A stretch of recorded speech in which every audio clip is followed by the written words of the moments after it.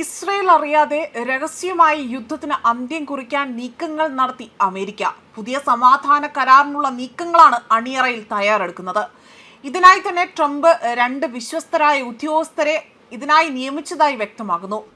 ജരേദ് കുഷ്നറിനെയും അതേപോലെ തന്നെ സ്റ്റീവ് വിറ്റ്കോഫിനെയുമാണ് ഈ രഹസ്യ നീക്കത്തിനായി തന്നെ ട്രംപ് ചുമതലപ്പെടുത്തിയിരിക്കുന്നത്. യുദ്ധം കൂടുതൽ വ്യാപിപ്പിക്കുന്നത് തടയാൻ ഇറാന്റെ ഉന്നത പ്രതിനിധികളുമായി തന്നെ ചർച്ച നടത്താനാണ് ഇവിടെ കുഷ്നറും വിറ്റ്കോഫിനെയും ട്രംപ് നിർദ്ദേശം നൽകി അതിനായി തന്നെ ഏർപ്പെടുത്തിയിരിക്കുന്നതെന്നാണ് വ്യക്തമാകുന്നത്. ട്രംപിന്റെ 1ാം ഭരണകാലത്ത് എബ്രഹാം കരാറുകൾക്ക് നേതൃത്വം നൽകിയ വ്യക്തികളാണ് ഇരുവരും.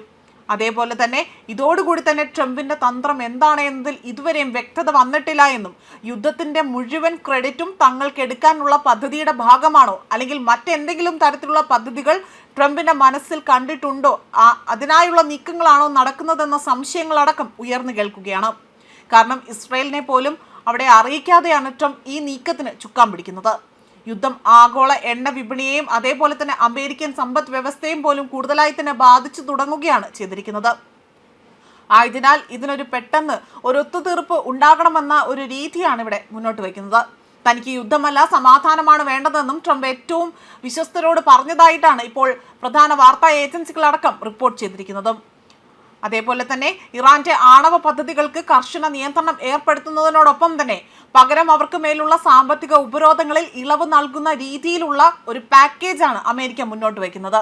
ഇസ്രയേൽ ഇതിനോട് എങ്ങനെ പ്രതികരിക്കുമെന്നത് ഇപ്പോൾ വളരെ പ്രധാനമായ ഒരു കാര്യമായി മാറുന്നു.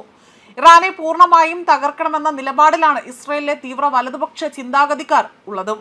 എന്നാൽ ട്രംപിന്റെ ഈ നീക്കം വിജയിക്കുകയാണെങ്കിൽ പശ്ചിമേഷ്യൻ രാഷ്ട്രീയത്തിൽ അത് വലിയൊരു മാറ്റത്തിന് വഴിവെക്കും.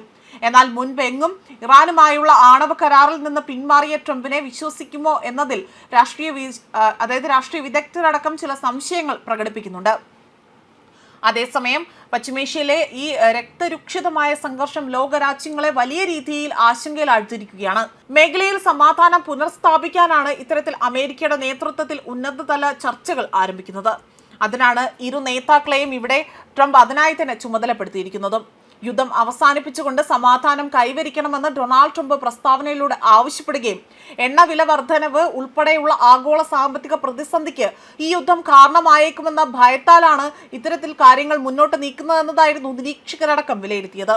നിലവിലെ സാഹചര്യത്തിൽ യുദ്ധം ഉടനെങ്ങും തന്നെ അവസാനിപ്പിക്കില്ല എന്ന സൂചനയായിരുന്നു ഇരുപക്ഷവും നൽകിയത്. ഇസ്രായേൽ പ്രതിരോധ മന്ത്രി ഇസ്രായേൽ കാറ്റ്സ് തന്റെ നിലപാട് ഇവിടെ വ്യക്തമാക്കി കഴിയുകയാണ് ചെയ്തത്. ഇറാന്റെ തന്ത്രപ്രധാന കേന്ദ്രങ്ങളെ ലക്ഷ്യം വെച്ചുകൊണ്ട് വരും ദിവസങ്ങളിൽ ഇസ്രായേൽ വ്യോമാക്രമണം ഘടിപ്പിക്കാനാണ് സാധ്യത. മിസൈൽ ആക്രമണം അവിടെ സൃഷ്ടിച്ച മാനസിക ആഘാതത്തിൽ നിന്ന് കരകയറുവാനും തിരിച്ചടിക്കുമാണ് ഇസ്രായേൽ ലക്ഷ്യമിടുന്നത്. എന്നാൽ സമാധാന ശ്രമങ്ങൾ പരാജയപ്പെട്ടാൽ ഒരു പൂർണ്ണ രൂപത്തിലുള്ള പ്രാദേശിക യുദ്ധത്തിലേക്ക് പശ്ചിമേഷ്യ വഴുതിവിടാനും സാധ്യതകൾ ഏറെയാണ്. ന്യൂസ് ഡെസ്ക് കർമ്മ ന്യൂസ്.